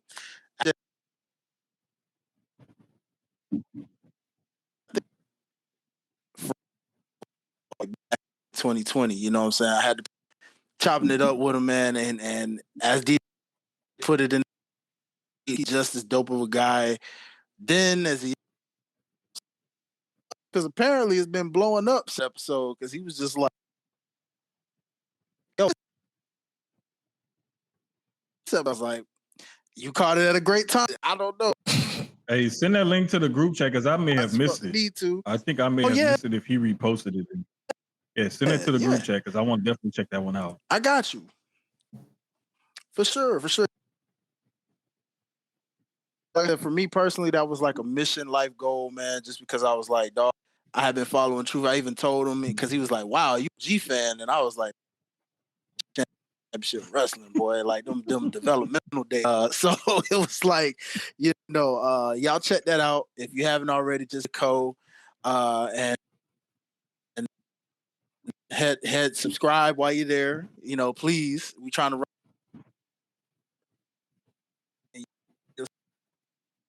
We did the archive episode, so ran it back for time. And other than that, man, I've been sharing it with these two in the group chat first whenever I got a new freestyle coming, but y'all can check them out every Friday on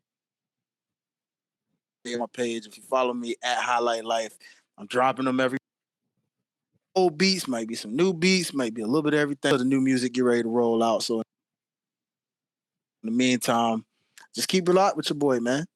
Yes, sir. And make sure we will make sure that Highlights Internet is good and ready to go next week. But other than that, make sure you guys tap in and stay locked in with everything that is going on with the Wrestling Leagues Pod, as well as Public Enemies Podcast on Thursday, 7:20 Eastern Standard Time. We will be back and we will be talking about more. Whatever we didn't talk about here, we're going to talk about there with, oh my God, Graham, Big Max Jizzle, hopefully Ben gets out of the penitentiary. If he doesn't, then it'll be the three of us again. But make sure you guys tap into the Public Enemies podcast, as well as tap into Free Ben till it's backwards. Exactly.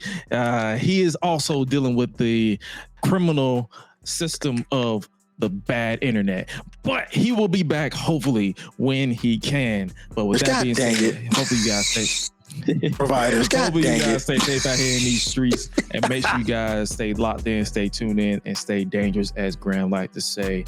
And always make sure you stay tuned into your mental health, because that is very, very important in this day and age. But with that being said, we out. Y'all be crazy.